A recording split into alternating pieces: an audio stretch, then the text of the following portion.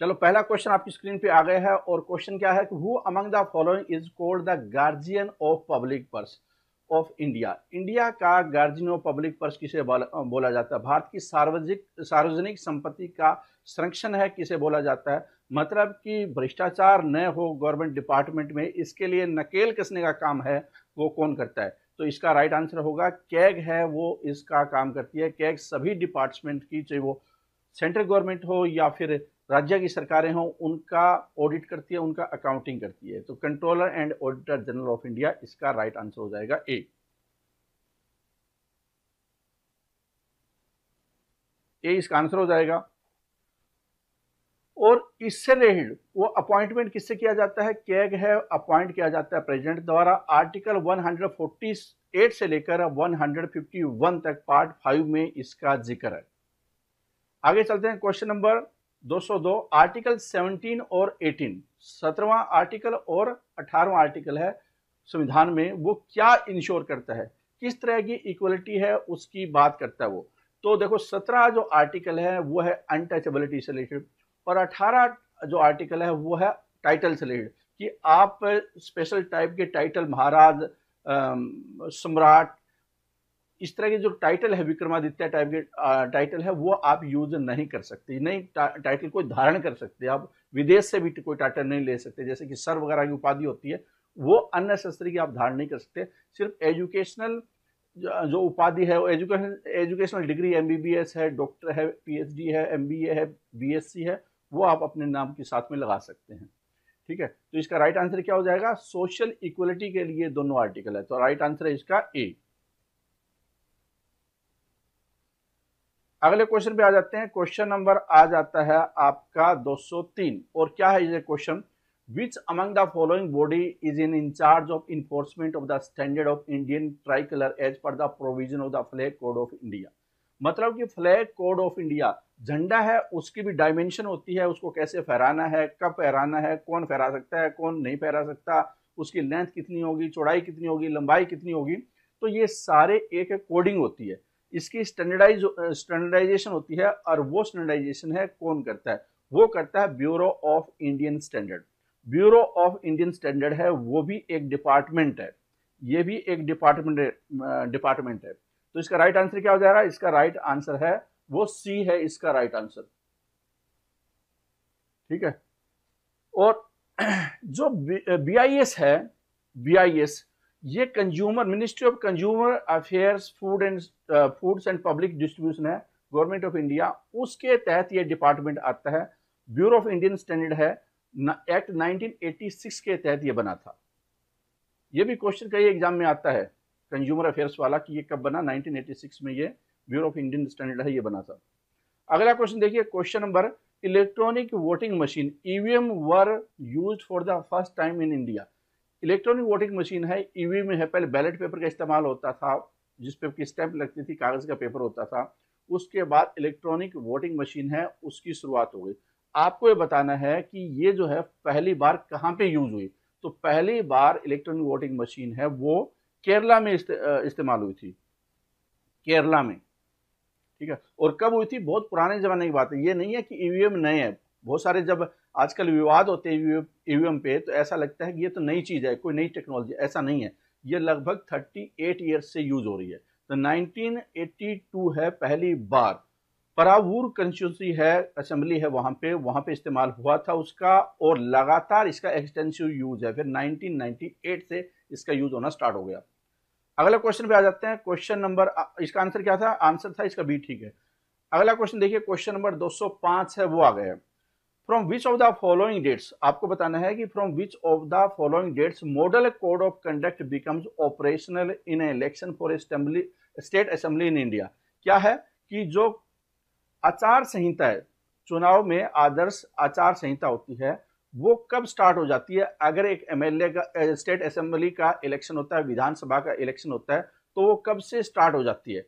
तो देखिए 3-4 टाइप के ऑप्शन है। 6 महीने पहले हो जाती है, 3 महीने पहले हो जाती है, 2 महीने पहले हो जाती है। तो इसका राइट आंसर क्या है? इसका राइट आंसर है कि जब भी इलेक्शन स्टार्ट होता है, मतलब इलेक्शन की घोषणा होती है, इलेक्शन कमीशन है उसकी घोषणा करता है, उसी दिन से, उसी टाइम से इमीडिएटली चुनाव आयोग की घोषणा के साथ ही मॉडल कोड ऑफ कंडक्ट है वो स्टार्ट हो जाता है। तो राइट आंसर क्या होगा इसका? राइट आंसर है इसका डी। इसका राइट आंसर हो जाएगा डी। और ये क्यों लगाई जाती है? ताकि निष्पक्ष ढंग से चुनाव किया जा सके, जो सत्ताधारी दल है वो दुरुपयोग न कर पाए इसका। एक तो ये सबसे बड़ा रीजन होता है। उसके बाद क्या होता है, सोशल पॉलिटिकल ये हार्मोनी बनाए रखनी होती है ताकि कोई गलत तरीके से इस्तेमाल न करे, कोई पैसे वैसे बांटने वाली ये सारी चीजें न करना स्टार्ट कर दे।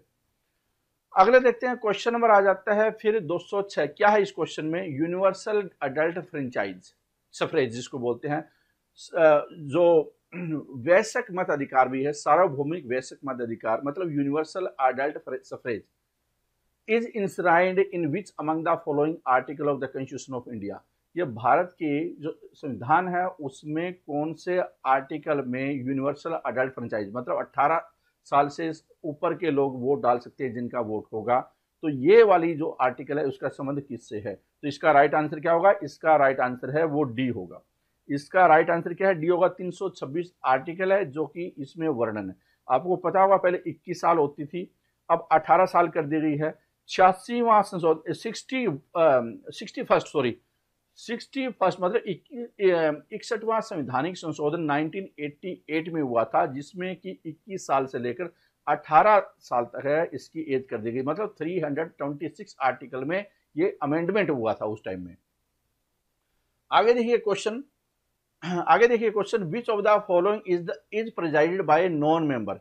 निम्नलिखित में से जो कौन सी सभा, लोकसभा या राज्यसभा, विधानसभा या विधान परिषद है, उसके लिए प्रिजाइडिंग मतलब अध्यक्षता है, नॉन मेंबर भी कर सकता है, तो वो कौन है? देखो, राज्यसभा की अध्यक्षता है नॉन मेंबर द्वारा की जाती है।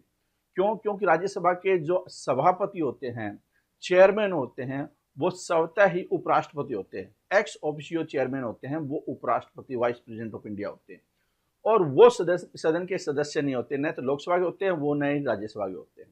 ठीक है, इस वजह से वो कास्टिंग वोट तो डाल सकते हो, क्योंकि उसमें फिर ऑप्शन नहीं रहता, बराबरी होने के बाद में दोनों तरफ बराबर हो जाता है। लेकिन वो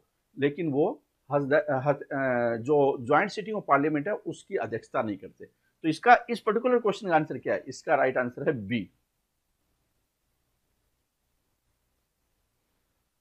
आगे देखिए क्वेश्चन आगे, doctor B R. Ambedkar was elected to the constitutional assembly from which among the following.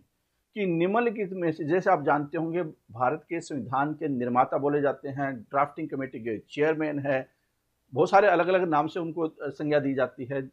तो आपको ये बताना है कि जब ये कॉन्स्टिट्यूशनल असेंबली में आए, इलेक्ट हुए, तो वो आपको पता होगा ना, प्रोपोर्शनल रिप्रेजेंटेशन, जैसे राज्यसभा के होते हैं ना इनडायरेक्ट इलेक्शन के जरिए, वैसे ही उस टाइम में कॉन्स्टिट्यूशनल असेंबली है उनका इलेक्शन हुआ था। तो वो किस राज्य से उनका इलेक्शन हुआ था? इसका राइट आंसर है वो हुआ था वेस्ट बंगाल से।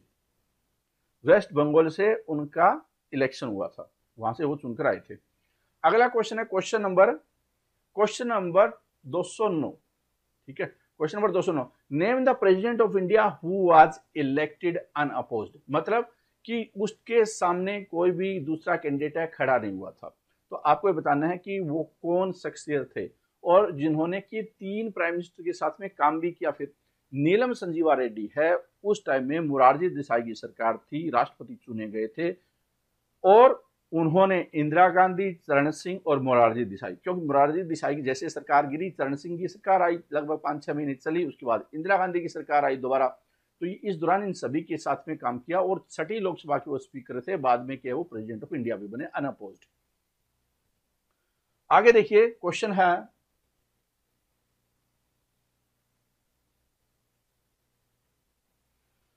Election commission conduct election to the. Election commission है वो किसके इलेक्शन कंडक्ट करता है? क्या इलेक्शन कमीशन है, कॉलेज के इलेक्शन होते हैं, छात्र राजनीति के, स्टूडेंट्स यूनियन के, क्या उनके भी इलेक्शन कंडक्ट कराता है? क्या पंचायतों के भी इलेक्शन कंडक्ट कराता है? नहीं। किसके इलेक्शन कंडक्ट कराता है? वो कराता है पार्लियामेंट के, स्टेट लेजिस्लेचर के, ऑफिस ऑफ प्रेसिडेंट के, वाइस प्रेसिडेंट के, विधानसभा, विधान परिषद, लोकसभा, राज्यसभा, इन सभी के इलेक्शन कराता है। तो इसका राइट आंसर क्या हो जाएगा? All of the above. लेकिन अगर ये होता पंचायत के तो वो इसका राइट आंसर नहीं होता। पंचायत के इलेक्शन के स्टेट इलेक्शन कमीशन होता है। आगे देखिए क्वेश्चन आ जाता है आपका क्वेश्चन नंबर 211, और क्या है इस क्वेश्चन में? इस क्वेश्चन में विच of the following function is not perform by the election commission. Election commission के द्वारा निम्नलिखित में से कौन सा काम है वो नहीं किया जाता। कौन सा काम नहीं किया जाता? Revision of electoral rolls. जो नाम होता है ना, आपको पता होगा इलेक्शन में जब आप वोट डालने जाते हैं वहां पे एक लिस्ट होती है, तो उनमें नाम किसका हो किसका नहीं हो, काटना है, लिखना है, ऐड करना है, तो वो रिवीजन बोलते हैं, रिवीजन ऑफ इलेक्टोरल रोल्स है, वो इलेक्शन कमीशन का काम होता है। दूसरा, advising president on disqualification of the member of parliament. ठीक है, तो कई बार क्या होता है कि जैसे कि मान लो जितनी सीमा है उससे ज्यादा उसने खर्च कर दिया, तो ऑब्वियसली क्या है कि उसको डिस्क्वालीफाई करना चाहिए, तो उसकी रिकमेंडेशन है, चुनाव आयोग है, जांच करने के बाद में राष्ट्रपति को भेज देगा कि इसको डिस्क्वालीफाई किया जाए। तो इसका दूसरा क्या है, ये भी करेक्ट है। तीसरा, granting recognition to political party. किसको रिकॉग्निशन करना है? आम आदमी पार्टी को कौन सा सिंबल देना है, झाड़ू देना है, रीजनल पार्टी होगी, नेशनल पार्टी होगी, ये सारा फैसले भी कौन करता है? इलेक्शन कमीशन करता है, जो कि कॉन्स्टिट्यूशनल बॉडी है। फिर है allocating budget for the purpose of conducting election. क्या इलेक्शन कंडक्ट करने के लिए बजट है वो करता है? नहीं, बजट है वो सरकार करती है पार्लियामेंट के जरिए। तो इसका मतलब क्या है? डी आंसर इसका नहीं होगा। डी इसका इस पर्टिकुलर क्वेश्चन का डी आंसर हो जाएगा, मतलब ये काम है इलेक्शन कमीशन नहीं करता, डी है इसका आंसर। आगे चलते हैं, क्वेश्चन नंबर आ जाता है आपका 212। How many types of writs can be issued by supreme court. Supreme court कितने टाइप की रिट्स है, आदेश है, वो जारी कर सकता है। फंडामेंटल राइट से रिलेटेड बात हो रही है यहाँ पे, तो इसका राइट आंसर क्या हो जाएगा? इसका राइट है 5 रिट है वो जारी कर सकता है, जैसे कि हेबियस कॉर्पस है, फिर कमेंडेमस है, प्रोविशन है, क्यू वारंटो और सरसरी। जो पिछली सेशन था उसमें एक एक क्वेश्चन इन सभी पे आया था, तो इसलिए हमने इसकी डिटेल इंफॉर्मेशन भी ले ली थी। Supreme court of India enjoy, supreme court है उसके पास कौन से अधिकार है? जुरिडिक्शन का एरिया क्या क्या है? क्या ओरिजिनल जुरिडिक्शन कर सकता है, मतलब सीधा कोई सुप्रीम कोर्ट में राज्य सरकार, केंद्र सरकार पहुंच सकती है? हाँ बिल्कुल पहुंच सकती है। दूसरा, एडवाइजरी जुरिडिक्शन। एडवाइजरी का मतलब कि एडवाइस देना, राष्ट्रपति को एडवाइस देना, राष्ट्रपति उनसे एडवाइस मांग सकता है, क्या वो कर सकता है? हाँ बिल्कुल कर सकता है। अपीलेट, एक लोअर कोर्ट से अपर कोर्ट, हाई कोर्ट से सुप्रीम कोर्ट में आना, तो क्या अपील के जरिए जुरिडिक्शन की पावर है? हाँ बिल्कुल है। तो ये ओरिजिनल, अपीलेट और एडवाइजरी जुरिडिक्शन, तीनों टाइप की जुरिडिक्शन है वो किया जा सकता है सुप्रीम कोर्ट द्वारा। राइट आंसर क्या हो जाएगा इसका? राइट आंसर है इसका डी हो जाएगा, राइट आंसर डी है इसका। अगले क्वेश्चन पे आ जाते हैं, which is the national flower of India. Bharat का नेशनल फ्लावर है वो क्या है? राष्ट्रीय पुष्प है वो क्या है भारत का? तो वो है लोटस, कमल का फूल है। ये किसी पार्टी का सिंबल भी है, तो आपको कमेंट सेक्शन में नीचे वीडियो खत्म होने के बाद में बता सकते हैं कि वो कमल किस पार्टी का राजनीतिक सिंबल है। ठीक है, जो लोटस है उसका पूरा नाम भी नेलुम्बो नुसिफेरा गोर्टन भी है। ये क्या है? ये बॉटनिकल नेम है, ये बॉटनिकल नेम है। कई बार ये भी पूछा जा सकता है कि लोटस का बॉटनिकल नेम क्या होगा, तो भारत का ये राष्ट्रीय पुष्प है, राष्ट्रीय फूल है। ऑब्वियसली क्या है कि आपको ये बॉटनिकल नेम है वो पता होना चाहिए, रट्टा मार लो इसका अच्छी तरीके से। ठीक है, अगला क्वेश्चन है question number 215। Rajya Sabha is dissolve after. Rajya Sabha कितने समय के बाद डिजोल्व होती है? राज्यसभा कितने समय के बाद डिजोल्व होती है? तो राज्यसभा है वो कभी भी डिजोल्व नहीं होती, डिजोल्व कभी भी नहीं होती, क्योंकि ये परमानेंट हाउस है। इसके 1/3 सदस्य है हर 2 साल के एवरेज सेकेंड ईयर के बाद में बदले जाते हैं, मतलब इनका इलेक्शन नए सिरे से हो जाएगा। और एक का कार्यकाल 6 साल के लिए होता है, मतलब मेंबर का कार्यकाल 6 साल के लिए होता है, और मेंबर बनने के लिए 30 साल की उम्र चाहिए। तो इस केस में क्या होगा फिर इसका आंसर? इस केस में हो जाएगा none of the above, none of the above इसका राइट आंसर हो जाएगा। और राज्यसभा का जो चेयरमैन है वो कौन है? एक्स ऑफिशियो चेयरमैन होते हैं, स्वतः होते हैं। जो भी उपराष्ट्रपति होगा वो राज्यसभा का चेयरमैन होता है, ये आपको पता ही होगा। आगे देखिए, क्वेश्चन नंबर 216 है, और इस क्वेश्चन में क्या दिया हुआ है? The convention that once a speaker always a speaker is followed in. इसका मतलब क्या है? बहुत इंपॉर्टेंट लाइन है, convention that once a speaker always a speaker is followed in. वो किस देश में फॉलो होता है? इसका इंटरप्रिटेशन आपको ऐसे करना है समझने के लिए कि जो स्पीकर होता है ना वो पार्टी का मेंबर नहीं होगा, स्पीकर का मतलब स्पीकर ही होगा। जैसे इंडिया के केस में अगर हम देखें तो जो स्पीकर बनता है वो सत्ताधारी दल का होता है, वो मेंबरशिप छोड़ता नहीं है। लेकिन अगर इंग्लैंड की बात करें, यूके की बात करें, वहां पर एक बार स्पीकर बनने के बाद में सारी राजनीतिक गतिविधियों से और राजनीतिक पार्टी से वो इस्तीफा दे देता है। मतलब वो किसी पार्टी का नहीं होता, सभी का उसमें समान ट्रस्ट होता है, समान दूरी रख बनाकर चलता है। कहने का मतलब ये है कि वहां पे स्पीकर है, वो सत्ताधारी दल होता है, वो उससे समान दूरी बनाकर चलता है। ठीक है, तो इसका राइट आंसर क्या हो जाएगा? इसका राइट आंसर है वो यूके है। आगे देखिए क्वेश्चन आ जाता है, Indian penal code came into operation in, कि भारत में जो भारतीय दंड संहिता है वो कब प्रभाव में आई थी? कब प्रभाव में आई थी? इसका राइट आंसर होगा वो होगा 1862 में। 1862 में इंडियन पेनल कोड है, इसकी स्थापना हुई थी। देखिए एक बार पूरा समझिए इसको क्या है। Indian penal code is official criminal code of India. ये जो दंड देने के लिए होता है उसके लिए है ये। It is a comprehensive code intending to cover all substantive aspect of criminal law. Criminal law से रिलेटेड सारे के सारे, किसको कितनी सजा होगी, ये क्या है सारा मामला, वो इसके ऊपर है, इसमें लिखा हुआ है। The code was drafted in 1860 on the recommendation of first law commission of India. पहले लॉ कमीशन ऑफ इंडिया के रिकमेंडेशन पे ये 1860 में ड्राफ्ट हुआ था। और ये जो ब्रिटिश इंडिया है, मतलब जब अंग्रेज थे यहाँ पे, उस टाइम में ये इन्फोर्स हुआ था ब्रिटिश राज में 1862 में। However it did not apply automatically in the princely states which had their own courts. Princely states में नहीं था, ब्रिटिश इंडिया में अप्लाई था, क्योंकि जो प्रिंसली स्टेट थे उनके अपने अपने कोर्ट थे, लीगल सिस्टम था, और वो 1940 के दशक तक चला उनका प्रिंसली स्टेट्स का राजा महाराजाओं का सिस्टम। और उसके बाद में इसको कई बार अमेंडमेंट भी किया जाता है, आज भी अमेंडमेंट मतलब आजकल भी अमेंडमेंट होता है इसमें, और इसमें कुछ एक अलग से क्रिमिनल प्रोविजन है वो भी ऐड कर दिए गए हैं।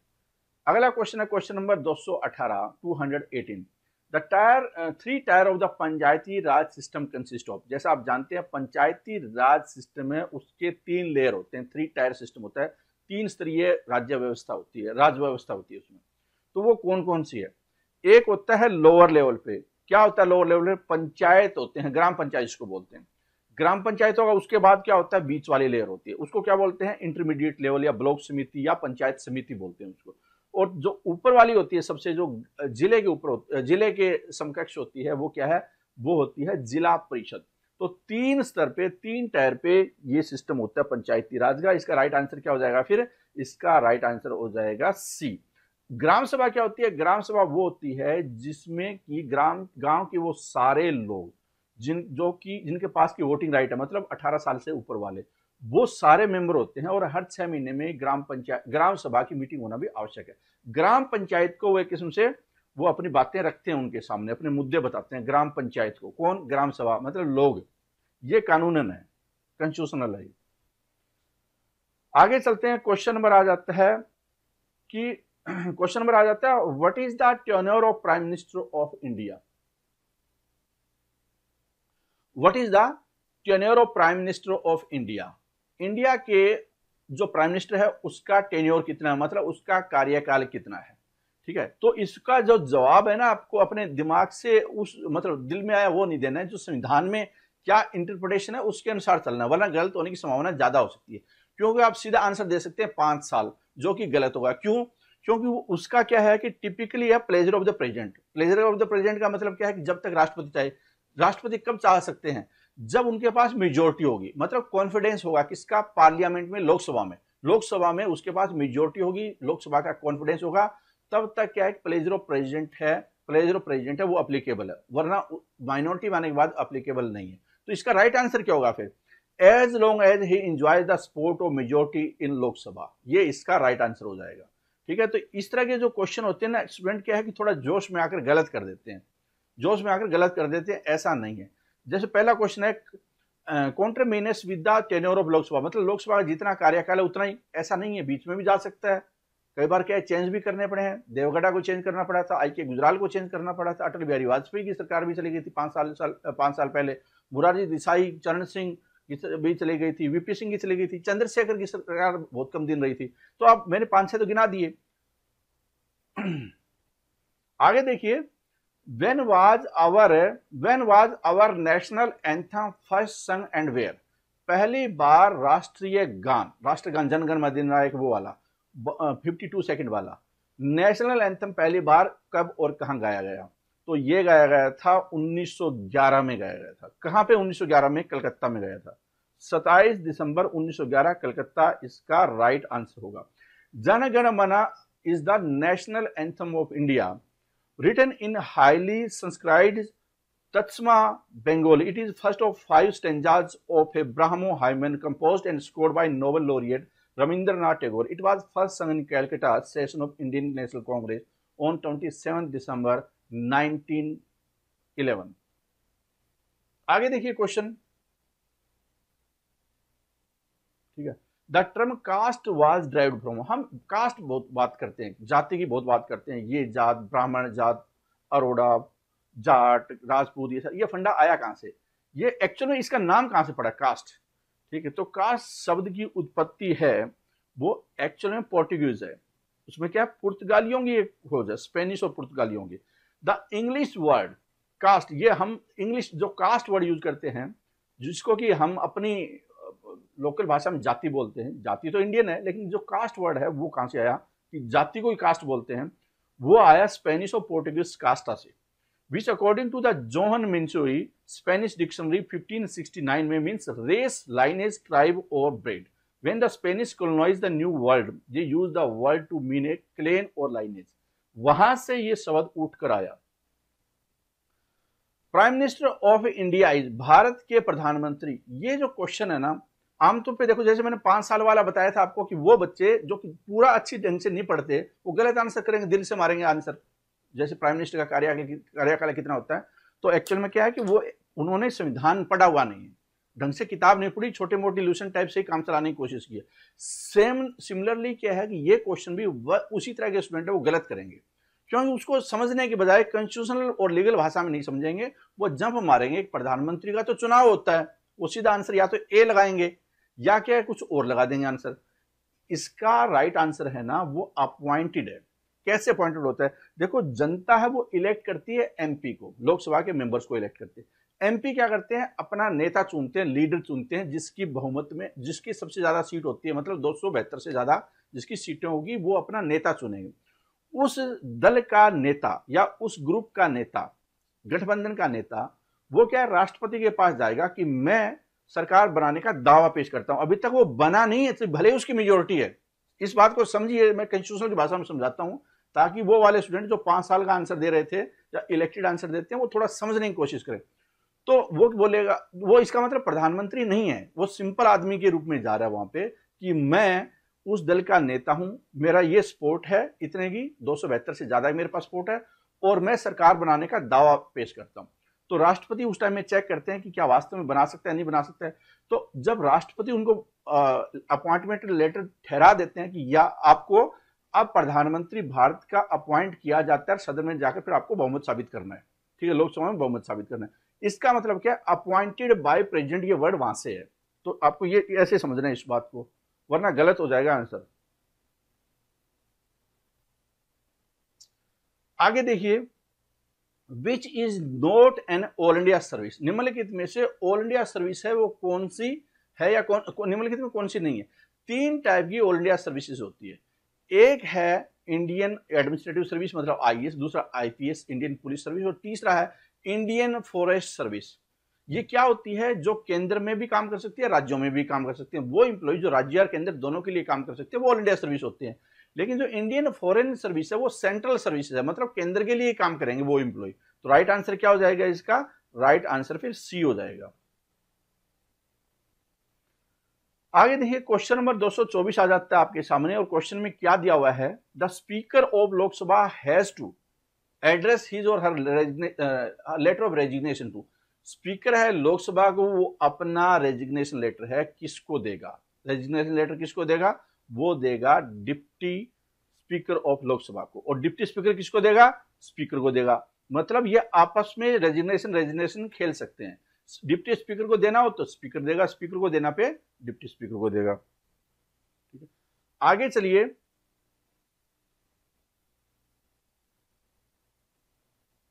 Which is called the upper house of Indian parliament. आपको बताना है कि पार्लियामेंट का, इंडियन पार्लियामेंट का अपर हाउस है वो किसको बोला जाता है। तो ऑब्वियसली बहुत ही आसान क्वेश्चन है, कुछ क्वेश्चन आसान से हैं इसमें। ठीक है, तो इसका राइट आंसर क्या हो जाएगा, ताकि आप सभी लोग इसके आंसर भी दे पाओ। ऐसा नहीं है सारे के सारे मुश्किल आए, क्योंकि 20,000 क्वेश्चन करने हैं, जिसमें कि लगभग 3,000 के आसपास इंडियन पॉलिटी के क्वेश्चन होने हैं। तो 3,000 में जो एग्जाम में आते हैं यूपीएससी को छोड़कर, वो सारे के सारे क्वेश्चन कवर कर दिए जाएंगे। आगे चलिए, इसका राइट आंसर हो जाएगा अपर हाउस है वो, या काउंसिल ऑफ स्टेट है वो, राज्यसभा को बोला जाता है। राज्यसभा है वो अपर हाउस है, और 250 मेंबर होते हैं, जिसमें कि 230 मेंबर इलेक्टेड होते हैं इनडायरेक्टली स्टेट लेजिस्लेचर द्वारा, सिंगल ट्रांसफरेबल वोटिंग सिस्टम, और प्रेसिडेंट 12 मेंबर को अपॉइंट कर सकता है। ठीक है, art, literature, science and social services से रिलेटेड।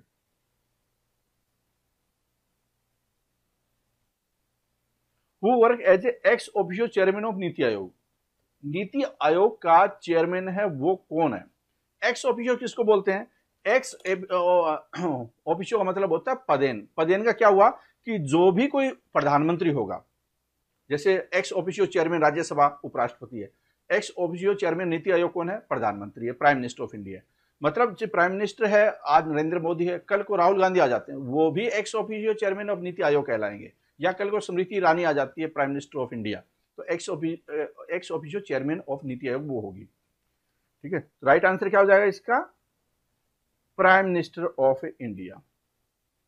ठीक है, और ये काम क्या करते हैं? इसका फुल फॉर्म है national institution for transforming India, policy think tank है गवर्नमेंट ऑफ इंडिया के लिए। इसका जो ऑब्जेक्टिव है सस्टेनेबल डेवलपमेंट गोल के लिए कोऑपरेटिव फेडरलिज्म बढ़ाते हुए वो राज्यों का इन्वॉल्वमेंट करते हुए इकोनॉमिक पॉलिसी बनाने में सहयोग देती है, और बॉटम अप अप्रोच है, मतलब नीचे से ऊपर कैसे चीजों को लाया जाता है। हालांकि ये चीजें जो लिख रखी है जो इसके कॉन्स्टिट्यूशन में, ये इसका ठीक उल्टा सा काम कर रहे हैं, मतलब ऊपर से नीचे, न कि बॉटम अप अप्रोच है, ये टॉप डाउन अप्रोच ज्यादा लग रही है उनकी कामों से। Prime minister is the chairman presently. NITI Aayog consist of vice chairman Rajiv Kumar, ex officio member Amit Shah, Rajnath Singh, Nirmala Sitharaman, Narendra Modi. ये चेंज हो सकते हैं, तो आपको मेन फोकस रखना है कि एक्स ऑफिशियो चेयरमैन कौन है, और करंट अफेयर्स में जब आप पढ़ें तो आपको देख लेना है कि वाइस चेयरमैन कौन है, क्योंकि एग्जाम में वो भी आता है। Indian prime minister can not participate in the voting during no confidence motion against his government if he's. क्या दिया हुआ है इसमें? क्या दिया हुआ है कि Indian prime minister can not participate in voting system. Lok Sabha में उनके खिलाफ नो कॉन्फिडेंस मोशन आ गया, मतलब सरकार या तो रहेगी या गिरेगी। ऐसी सिचुएशन में सारे के सारे एमपी वोट डालते हैं जो लोकसभा मेंबर है, तो अगर प्राइम मिनिस्टर राज्यसभा का है तो वो वोट नहीं डाल पाएगा। इसका मतलब क्या होगा? मेंबर ऑफ राज्यसभा है वो वोट नहीं डाल पाएगा। राज्यसभा इसका आंसर हो जाएगा, राज्यसभा है उसका आंसर हो जाएगा। ठीक है,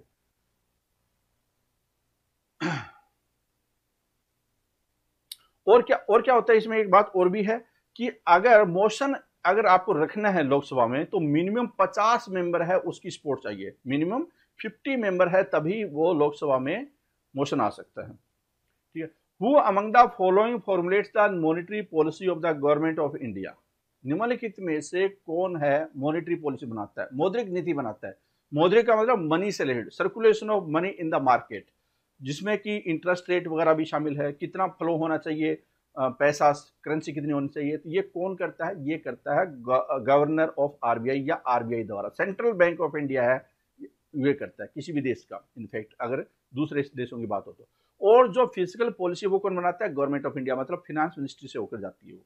तो यहाँ पे आंसर क्या है? आरबीआई हो जाएगा इसका। ठीक है, आगे चलिए, अगला question, which of the following ministry of Indian government prepares the physical policies. ये क्वेश्चन आ गया कि फिजिकल पॉलिसी है वो कौन बनाते हैं, यहाँ पे मिनिस्ट्री की बात आई है, तो मिनिस्ट्री कौन सी होगी? ये क्वेश्चन बहुत आसान सा है, लेकिन फिर भी कई बच्चे ऐसे सोच सकते हैं कि इतना आसान तो नहीं हो सकता क्वेश्चन, तो उस चक्कर में कई गलत का आंसर मार सकते हैं। कई बार क्या होता है कि शक हो जाते हैं यार इतना आसान थोड़ी होता है। जैसा कि आप देखेंगे जो यूपीपीसीएस वगैरह के एग्जाम होते हैं, कई बार क्वेश्चन इतना सिंपल होता है। देखिए कि बताइए कि जो नीति आयोग है उसका वाइस चेयरमैन का नाम क्या है, इस तरह की बात आ जाए, उस मंत्री का नाम क्या है, फाइनेंस मिनिस्टर का नाम क्या है। ऐसे ऐसे क्वेश्चन आपको यूपीपीसीएस जैसे एग्जाम में मिलते हैं। आपको झटका लगता है यार मैं तो इतनी तैयारी कर रहा था, तो आसान सा क्वेश्चन है, तो वो गलत होने की संभावना उसमें ज्यादा बढ़ सकती है कि हाल फिलहाल में चेंज तो नहीं हो गया, मतलब कई लोग बहमी होते हैं। आंसर क्या है इसका? Finance ministry. और जो फाइनेंस मिनिस्ट्री, थोड़ा पढ़ भी लेते हैं इसके बारे में कि ministry of finance is an important ministry with in the government of India concern with the economy of India serving as Indian treasury department. तो ये इंडियन ट्रेजरी डिपार्टमेंट का भी काम करती है, मतलब खजाने का काम भी करती है, जिसमें कि taxation, financial legislation, financial institution, capital market, central state relation, union budget, ये सारी चीजें देखती है। Who administers the oath of office to the President of India? राष्ट्रपति को उनके पद की शपथ कौन दिलाता है? तो इसका राइट आंसर क्या हो जाएगा? पद की शपथ दिलाते हैं चीफ जस्टिस ऑफ इंडिया। अगर वो नहीं है तो जो सीनियर मोस्ट जज हैं सुप्रीम कोर्ट के, वो फिर उनको शपथ दिलाते हैं। तो आंसर क्या हुआ इसका? डी इसका आंसर हो जाएगा। डी है इसका आंसर हो जाएगा। ठीक है, चलो अगला क्वेश्चन देख लेते हैं। What is the full form of Indian political alliance NDA? दो टाइप के गठबंधन है, एक यूपीए और एक एनडीए। तो एनडीए की फुल फॉर्म क्या है? आपने एनडीए एनडीए बहुत सुनते हैं, बीजेपी वगैरह सुनते हैं, कई बार फुल फॉर्म पूछी जाती है, तो बताओ एनडीए की फुल फॉर्म क्या है? तो इसका राइट आंसर क्या हो जाएगा? National democratic alliance. National democratic alliance, देखिए बहुत क्लोज है, national demographic alliance, national democratic alliance, तो ये गड़बड़ होने की संभावना हो सकती है। राइट आंसर क्या है इसका? बी है। आपको कमेंट सेक्शन में ये बता देना यूपीए की फुल फॉर्म क्या है। यूपीए भी है ना सोनिया गांधी वाला, तो उसकी फुल फॉर्म क्या है? ठीक है। Which principle of Indian Constitution is inspired from Russia? Inspired from Russia। हालांकि हम लोग इसमें करंट अफेयर्स नहीं कर रहे हैं, ये सारा 20,000 क्वेश्चन स्टैटिक से रिलेटेड है। करंट अफेयर्स की अलग क्लास होती है, सुबह नीरू मैडम की होती है, और अलग भी मंथली करंट अफेयर्स होते हैं। अगर करंट अफेयर्स की क्लास होती तो ये भी क्वेश्चन था कि एनडीए की फिलहाल कितने राज्यों में सरकार है, ये आप कमेंट सेक्शन में आंसर देने की कोशिश करें, कितने राज्यों में एनडीए की सरकार है। देखते हैं आपको पढ़ते भी हैं, नहीं पढ़ते हैं, या कुछ रट्टा मारते हैं। ठीक है। Which principle of Indian constitution is inspired from Russia? Russia से कौन सी चीज इंस्पायर्ड होगी? ठीक है, तो इसका राइट आंसर क्या हो जाएगा? Fundamental duty. फंडामेंटल ड्यूटी है रशिया से। अगला क्वेश्चन है क्वेश्चन नंबर 233। क्वेश्चन नंबर 233 क्या है? Which of the following article of the Indian constitution mention that chief minister will be appointed by the governor? अब कई बार क्या होता है कि आप ऊपर ऊपर तो पढ़ लेते हैं, लेकिन आर्टिकल भी बहुत सारे एग्जाम में आते हैं, तो आपको बताना है कि ये आर्टिकल का रिलेशन है वो क्या है। आर्टिकल का रिलेशन है वो क्या है? तो इसका राइट आंसर क्या होगा? इसका राइट आंसर है वो है बी, 164। बी इसका आंसर हो जाएगा। 164 पढ़ भी लीजिए। Article 164 close 1, chief minister shall be appointed by the governor and the other minister shall be appointed by the governor on the advice of chief minister and the minister shall hold office during the pleasure of the governor. तो यहां पे जब आता है कि मंत्री कितने साल के लिए या चीफ मिनिस्टर कितने साल के लिए बनता है, तो कई बच्चे क्या है 5 साल इसका आंसर देने की कोशिश करेंगे, वो 5 साल नहीं है, वो क्या है? Pleasure of the governor. और प्लेजर ऑफ द गवर्नर का राइट इंटरप्रिटेशन क्या है? कि जब तक कि उनकी मेजोरिटी है, उस पार्टी की मेजोरिटी है, तब तक। तो ये पहले क्वेश्चन आ चुका है प्राइम मिनिस्टर के केस में, इसी सेशन में ये क्वेश्चन आया है इस फॉर्मेट में। When is the national civil service day celebrated in India? आप आईएएस है, यूपीएससी, आईपीएस, इस सब की तैयारी कर रहे होंगे, सिविल सर्विसेज की तैयारी कर रहे होंगे, या कहीं कहीं आप इसका हिस्सा भी होंगे, सुनते होंगे। बताना यह इसमें कि when is national civil service day celebrated? तो इसका राइट आंसर क्या होगा? उसका होगा 21 अप्रैल। 21 अप्रैल को सेलिब्रेटेड किया जाता है हर साल में। Purpose of this day is to rededicate and recommit themselves to the cause of people. It is observed by all civil services. अगला क्वेश्चन देखिए। क्वेश्चन है कि इन 1946, क्या क्वेश्चन है? इन 1946 constitutional assembly was formed under the plan made by 1946। क्या है? संविधान सभा का गठन डैश द्वारा बनाई गई योजना के तहत किया गया। किस योजना के तहत, कौन से प्लान के तहत है इसका गठन किया गया था? तो यह है कैबिनेट मिशन प्लान है, उसके जरिए। आंसर हो जाएगा इसका डी। इसने बताया कि कॉन्स्टिट्यूशनल असेंबली होगी जो कि संविधान बनाएगी भारत के लिए। वो कब प्रपोज हुई थी? वो थी there shall be a union of India which was to be empowered to deal with the defence, foreign affairs and communication. The cabinet mission recommended undivided India and turn down the Muslim League demand for separate Pakistan. इसने बोला कि ये पाकिस्तान वाले नहीं चाहिए, वो तो India independence act बाद में आती है बात। ठीक है।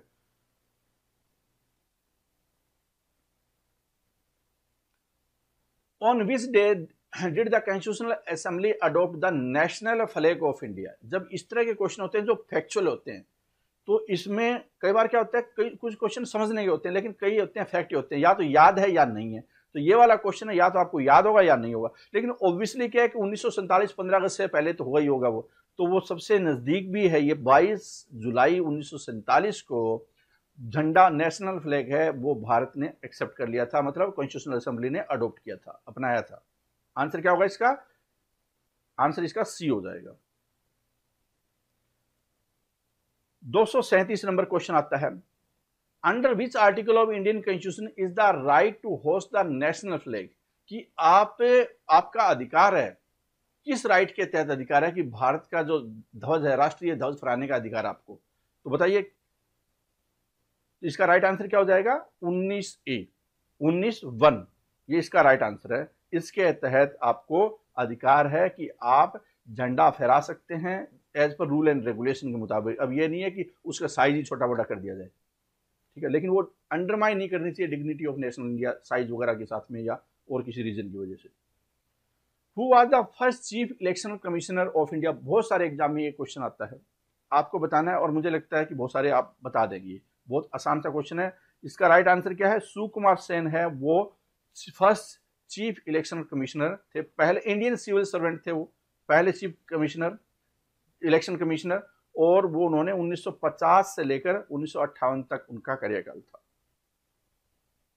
According to Indian constitution which of the following option is under the union list. देखो, एक यूनियन लिस्ट होती है, एक स्टेट लिस्ट होती है, एक कंकरेंट लिस्ट होती है, और एक क्या होती है जिसमें कि कुछ नहीं लिखा हुआ रिजर्व वाली सीट होती है, जहां पे कि फिर पार्लियामेंट कानून बना सकती है, क्योंकि कुछ एक ऐसी चीज होती है जैसे इंटरनेट है, पता नहीं किस तरह की कानून बनाना पड़ जाए, ठीक है। तो आपको ये बताना है कि निम्नलिखित में से यूनियन लिस्ट में क्या आती है। देखो, फॉरेस्ट पे समवर्ती सूची है, फॉरेस्ट, पुलिस भी राज्यों के हाथ में होती है, एग्रीकल्चर समवर्ती होगी, डिफेंस है वो सिर्फ केंद्र बनाता है, डिफेंस है, सॉरी, एग्रीकल्चर और जो पुलिस है ना, एग्रीकल्चर और पुलिस है वो स्टेट सब्जेक्ट है, फॉरेस्ट है वो कंकरेंट लिस्ट है, और डिफेंस है किसी राज्य की अपनी डिफेंस नहीं हो सकती, कोई आर्मी नहीं हो सकती।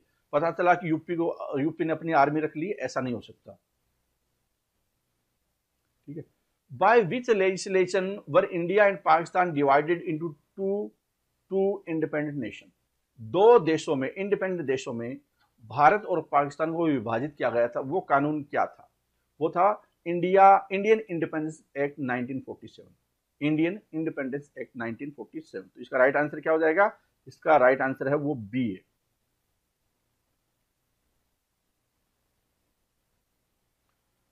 विच Indian chief minister father was Maharaja. आपने महाराजा वगैरह आगे तो बहुत सुने नाम, आपको यह बताना है कि निम्नलिखित में से इन चार जो आपके पास ऑप्शन है उसमें आपको यह दिया हुआ है कि महाराजा कौन थे जिनके फादर, महाराजा जिसके फादर। तो इसका राइट आंसर होगा कैप्टन अमरिंदर सिंह है, पंजाब के मुख्यमंत्री, पटियाला रियासत से आते हैं, पटियाला रियासत से आते हैं, और ये आर्मी में भी रह चुके हैं अमरिंदर सिंह 1963 से लेकर 1967 के बीच में, 66 में, 1980 में लोकसभा में पहली बार जीत कर आए थे फर्स्ट टाइम, और 15वें चीफ मिनिस्टर पंजाब के। In which union territory does the panchayati raj system not exist. कौन सी यूनियन टेरिटरी में पंचायती राज सिस्टम एग्जिस्ट नहीं करता? बताओ कौन सी में नहीं करता। देखो, दिल्ली में म्यूनिसिपैलिटी, मतलब वहां पे गांव ग्रामीण एरिया भी है, पंचायत के इलेक्शन होते हैं। दिल्ली में आपने नहीं देखा होगा, दिल्ली में पंचायतों के इलेक्शन होते हैं। यहाँ पे जो सिस्टम है वो अलग टाइप का, अलग अलग 2-3 टाइप के इलेक्शन होते हैं राज्य, वहाँ पे एमसीडी के इलेक्शन भी होते हैं, जैसे बाकी राज्यों में इस तरह के सिस्टम नहीं है जैसे दिल्ली में। तो दिल्ली है, वहाँ पे पंचायती राज सिस्टम है वो अप्लीकेबल नहीं है, बाकी सारी यूनियन टेरिटरी में है, सारी यूनियन टेरिटरी में है, दिल्ली में नहीं है, ठीक है। तो यहाँ पे क्या लिखा है कि ऑल स्टेट्स में एक्सेप्ट नागालैंड, मेघालय, मिजोरम, और यूनियन टेरिटरी एक्सेप्ट दिल्ली में। आगे देखिए, विच of the following parts of constitution is associated with union territory. क्या है कि बताना आपको यूनियन टेरिटरी है वो कौन से भाग में आती है, संविधान में कौन से भाग में यूनियन टेरिटरी का वर्णन है, तो ये आपको बताना है। तो ये पार्ट 8 में है, पार्ट 8। तो इसका आंसर क्या हो जाएगा? इसका आंसर हो जाएगा डी। अगला क्वेश्चन है, विच ऑफ द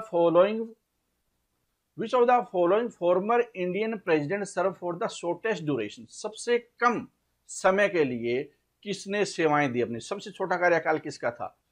या दूसरे शब्दों में हम बोल सकते हैं कि जब वो राष्ट्रपति थे, कहीं ना कहीं उनकी डेथ हुई होगी तभी तो छोटा कार्यकाल हुआ है। तो जब राष्ट्रपति थे उस टाइम में सबसे उसकी डेथ होने वाले कौन थे? फिर राजेंद्र प्रसाद तो नहीं हो सकते, वो तो लंबे समय तक थे। ठीक है, तो इसका राइट आंसर क्या है? इसका राइट आंसर है डॉक्टर जाकिर हुसैन। डॉक्टर जाकिर हुसैन है वो 13 मई 1967 को, जब हरित क्रांति का समय था, उस टाइम में जाकिर हुसैन राष्ट्रपति बने थे। और 3 मई, मतलब मई का महीना उनके लिए अच्छी बात भी थी और मई का महीना बुरी खबर लेकर भी आया था। इस दौरान उनकी डेथ हो गई 3 मई 1969 को। जाकिर हुसैन है इंडिया के पहले मुस्लिम प्रेसिडेंट भी थे जो, और पहले वो भी थे जिनका कि देहांत हुआ ऑफिस में, जिनका कार्यकाल के दौरान देहांत हो गया था। ठीक है, अगला क्वेश्चन है कि in which constitutional amendment act were the seats of Lok Sabha increase from 525 to 545? कौन सा ऐसा संवैधानिक संशोधन है जिसमें कि 525 सीट से 545 कर दी गई और 25 यूनियन टेरिटरी से 20 यूनियन टेरिटरी कर दी? यह लिखा नहीं है, लेकिन आगे जब एक्सप्लेन करेंगे तो देखेंगे। तो इसका राइट आंसर क्या है? 31वां संवैधानिक संशोधन, 31st कॉन्स्टिट्यूशनल अमेंडमेंट है 1973 में। तो ये चीज की गई थी। Increase the elective strength of the Lok Sabha from 525 to 545। Under the act upper limit of representation of the state goes from 500 से 525 और यूनियन टेरिटरी 25 से 20। ठीक है, अगला क्वेश्चन देखिए, who presided over the inaugural meeting of constitutional assembly of India? कि सबसे inaugural meeting का मतलब क्या होता है कि जो पहली बैठक थी उसकी अध्यक्षता संवैधानिक सभा में किसने की? मतलब पहली बैठक हुई, अब कोई भी वहां पे उसका अध्यक्ष नहीं था कॉन्स्टिट्यूशनल असेंबली का, तो उसको किसी को करवानी थी, तो उस टाइम में वो कौन थे? तो इसका राइट आंसर क्या हो जाएगा? सचिदानंद सिन्हा थे, उन्होंने मीटिंग ये करवाई थी। Doctor Sachchidananda Sinha was the first chairman, temporary थे, मतलब मीटिंग इसका इलेक्शन करवाने के लिए थे ना, of the constitutional assembly. Later doctor Rajendra Prasad है, उनको प्रेसिडेंट इस कॉन्स्टिट्यूशनल असेंबली का इलेक्ट किया गया था, जो कि भारत के राष्ट्रपति भी बने। और वाइस प्रेसिडेंट है वो H.C. मुखर्जी, हरेंद्र कुमार मुखर्जी, जो कि क्रिश्चियन थे, बंगाल से आते थे और farmer vice chancellor of Calcutta university भी थे वो। ठीक है, तो वो क्या है कि वाइस प्रेसिडेंट बने। आगे देखिए question number 247, from where does the prime minister address the nation on the 15th of August? 15 अगस्त को राष्ट्रपति किस जगह से, किस स्थान से राष्ट्र को संबोधित करते हैं? आसान क्वेश्चन है, इस बार आसान क्वेश्चन है तो सभी आंसर इसका दे पाएंगे। इसका राइट आंसर क्या है? लाल किले की प्राचीर से, रैम्पार्ट ऑफ रेड फोर्ट है, वहां से वो होस्ट करते हैं। क्वेश्चन नंबर आ जाता है 248, which of the following is correct with respect to Indian constitution? Indian constitution, Bharat के संविधान से रिलेटेड निम्नलिखित में से कौन सी चीज करेक्ट है? It is a mixture of several constitution, कि कई मिक्सचर है कई संविधानों का। It is completely based on British constitution. It is made only on the basis of government of India act 1935 की बात हो रही है। It is completely based on constitution of Canada 1935। तो इसका मतलब क्या, ये तीनों ही नीचे वाले गलत है। राइट आंसर क्या होगा कि ये कई देशों का मिश्रण है। जो बढ़िया बढ़िया चीज थी ना सभी देशों से ले गई, क्योंकि इंडिया वाले कॉपी मारने में एक्सपर्ट है, तो उन्होंने संविधान की भी अच्छी सी कॉपी लगाई, जहां जहां उनको लगा कि यहाँ से चीजें उठाई जा सकती है, सब जगह से उठा लिया बढ़िया बढ़िया। तो Indian constitution is known as a bag of borrowing and draws its feature from the constitution of many countries. Doctor B.R. Ambedkar rightly said that it was created after ransacking the known constitution across the world। सभी world के संविधानों को पढ़ा, मतलब पढ़ाई लिखाई में तो तेज है, कॉपी मारने में भी अच्छे खासे हैं। आगे देखिए, the prime minister, union cabinet minister, chief minister and council of minister are all member of, वो किसके सदस्य हैं? ठीक है, क्या कि यूनियन मिनिस्टर भी, प्राइम मिनिस्टर भी, चीफ मिनिस्टर भी और काउंसिल ऑफ मिनिस्टर्स, ये किसके सदस्य हैं? तो इसका राइट आंसर क्या होगा? देखो, प्लानिंग कमीशन है उसको खत्म कर दिया गया है, जोनल काउंसिल, रीजनल काउंसिल ये है, और नेशनल डेवलपमेंट काउंसिल है, इसका राइट आंसर होगा। हालांकि इसका जो काम है आज के टाइम में, इसके पास कोई काम नहीं है। नेशनल डेवलपमेंट काउंसिल है, इसको खत्म नहीं किया गया, लेकिन ये खत्म करने के कगार पे है। क्यों? क्योंकि इसके पास कोई काम नहीं है और ये वाला काम है वो नीति आयोग कर ही रहा है, तो कभी भी इसको खत्म किया जा सकता है, लेकिन इसकी घोषणा नहीं हुई है। तो अभी एग्जिस्ट करती है नेशनल डेवलपमेंट काउंसिल, और ये सारे इसके सदस्य, मीटिंग हुई नहीं है जब से मोदी सरकार आई है, 2014 से इसकी कोई मीटिंग नहीं हुई है। चलो आगे चलते हैं। और ये कब बनी थी? 6 अगस्त 1952 को, 6 अगस्त 1952 को बनी थी। आगे देखिए, who among the following is the longest serving prime minister of India? सबसे ज्यादा लंबे समय तक भारत के प्रधानमंत्री कौन रहे हैं अभी? तो इसका राइट आंसर क्या है? इसका राइट आंसर है वो है Jawaharlal Nehru. Jawaharlal Nehru is the right answer. ठीक है, the first PM was Jawaharlal Nehru of Indian National Congress party who was sworn in on 15 August 1947 को बने थे, और इंडिया को आज़ादी मिली ब्रिटिश राज से उस टाइम में से लेकर जब तक कि उनकी डेथ नहीं हुई, मई 1964 में डेथ हुई, तब तक वो भारत के प्रधानमंत्री रहे थे सबसे ज्यादा समय तक। क्या नरेंद्र मोदी है इनका रिकॉर्ड तोड़ सकते हैं? हाल फिलहाल में जिस ढंग से हालात लग रहे हैं, अपोजिशन बहुत ज्यादा वीक है, अभी तो ज्यादा समय नहीं हुआ, 6 साल भी नहीं हुए अभी तक, लेकिन ये कितने समय तक रहे हैं? ये रहे हैं, आप देखिए, ये रहे 17 साल तक, 17 साल तक। तो अभी तो बाकी 10 साल है, अभी कुछ कह नहीं सकते। जिस ढंग से अपोजिशन बिखरा हुआ है, उसके हिसाब से तो विपक्ष को तैयारी ज्यादा करनी पड़ेगी, क्योंकि राहुल गांधी थोड़ी दूर है।